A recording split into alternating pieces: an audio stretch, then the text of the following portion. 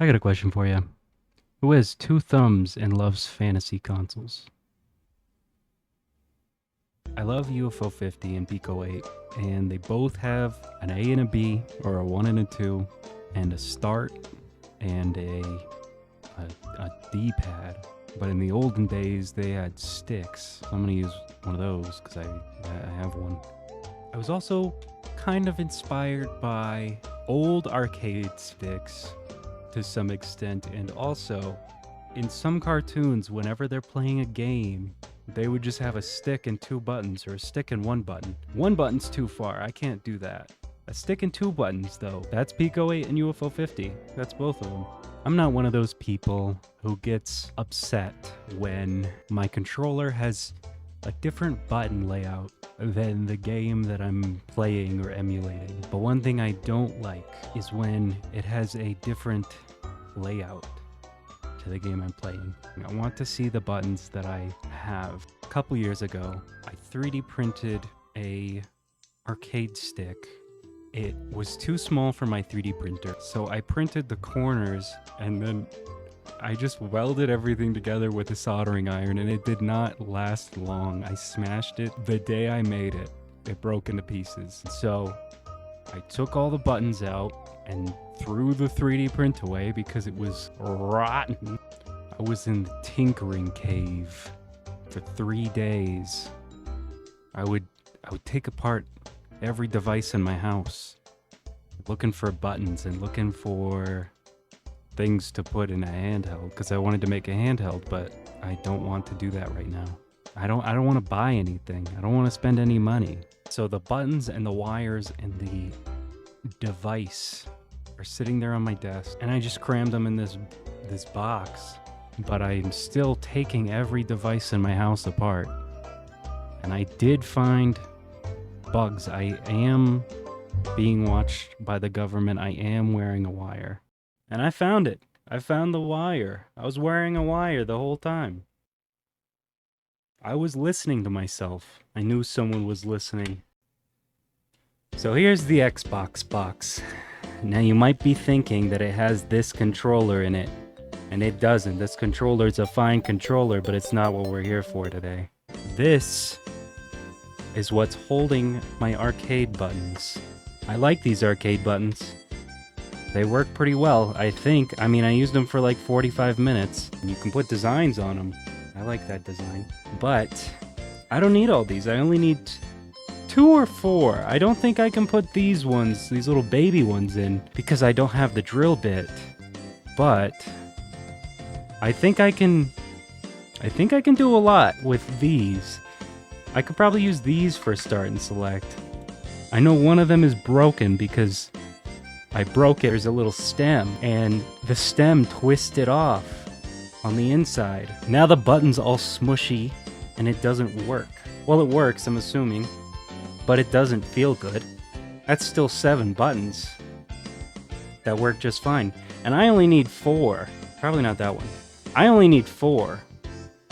Probably not that one. I only need 4. And the answer to what to make this thing in was in front of me the whole time. This is nice, hard cardboard. It's hard cardboard. Now I already made the drill holes to see if it would fit, but I don't need to keep this design. I can wrap it with vinyl or something. I don't even need my sticker cutter for this. I could just buy a piece of vinyl and put it on there.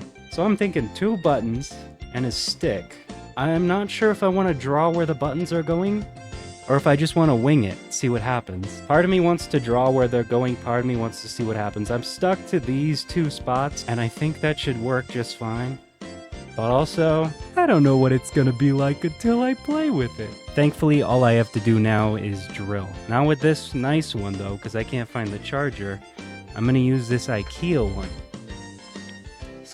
Terrible IKEA one. Okay. Now that I'm looking at it, I probably want to go a little this way. I don't think that should be impossible. I don't think it should be an issue. Oh, okay. Yeah, that's fine. Now let's find the center of that stick hole. I think I see it.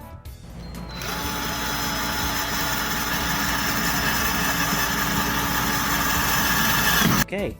Now I'm gonna clean this up a little bit. I don't know why I bothered trying to clean this up, because now it's time for this. Okay, I accidentally made a little divot in my desk, but let's try this.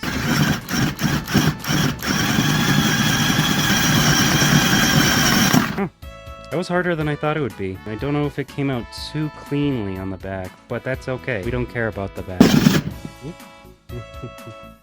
We care about the front. That's okay, that's okay. Okay, third one's the charm. Okay, that's it. That's done. I'm beginning to think I should have planned this out better. But, it's not too bad.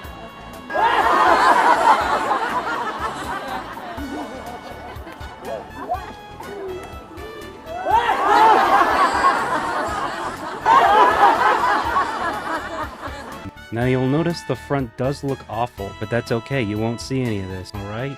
And I got the buttons in. I had to shove them in. It was a bit tight, but that's pretty good. And I did shove in the really bad button. I had to take it out, and the second button was easier to put in that way. But now I have to get these little tiny holes drilled or find some sort of way to stick the joystick in here. I'm also realizing that these buttons will go in these holes because these things screw on, and these are way bigger than an inch. These will fit in there. I do want to be able to take this box off and work on it if I need to. So my original thought was to put them in the front, but I don't think I'm going to be able to do that. So I'm thinking start and select right here. I'm going to make them even. Let's just say I put the drill too close to the edge, but the washer wouldn't go on, so I had to do full-size buttons. These ones aren't going anywhere because they're so big and fill it out. But I like it still. I like it. I'm also realizing I probably want to not drill these holes. I think I'm going to use some sort of spike.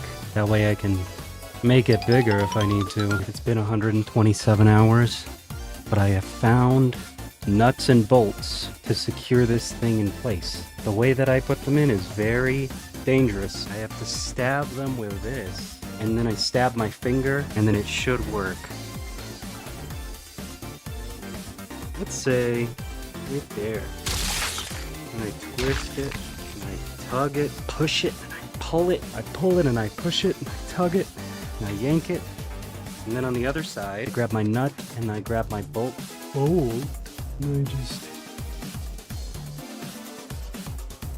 You know what? I am gonna stick it through the other way this time, just so I know that it doesn't push on this. Okay, I didn't record it, but I got all the plugs in. It would appear that I've glued the button so it can't press. Okay, I did the wiring wrong, but that's okay, because it worked. Now I'm gonna cut it, the front. All right, it's cut, and now it's time to put it all together.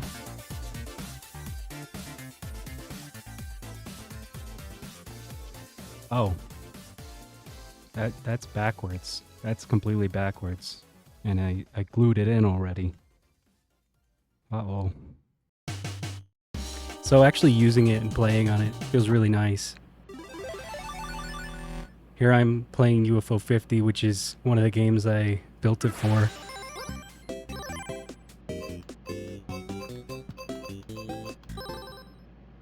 It's a bit to wrap my head around playing platformers with it because I'm not used to using an arcade stick.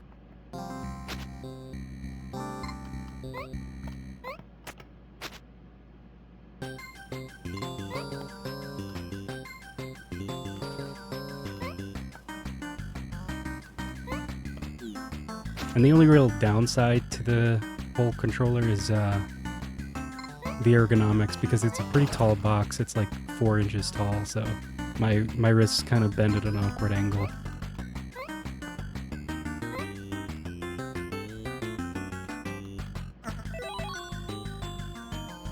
Now it does work with other games. You might just have to remap some stuff with Steam input.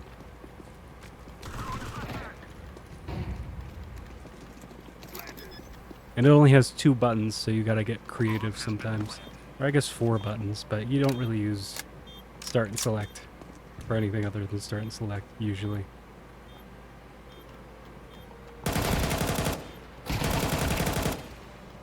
Here it is on Pico 8. Works great on Pico 8 too. It feels just as good as on UFO 50.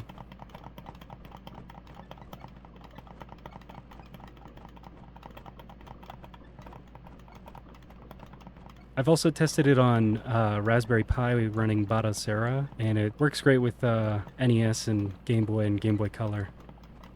I haven't tried Game Boy Advance with it yet.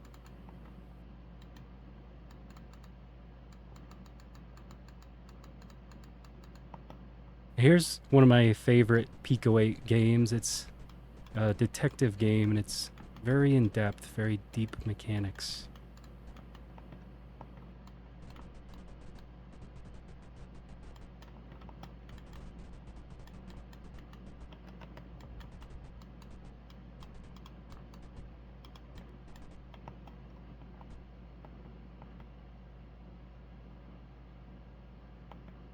Alright.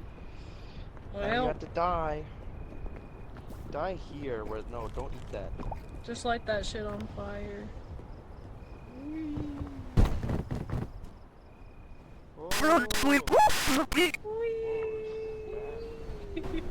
The velocity.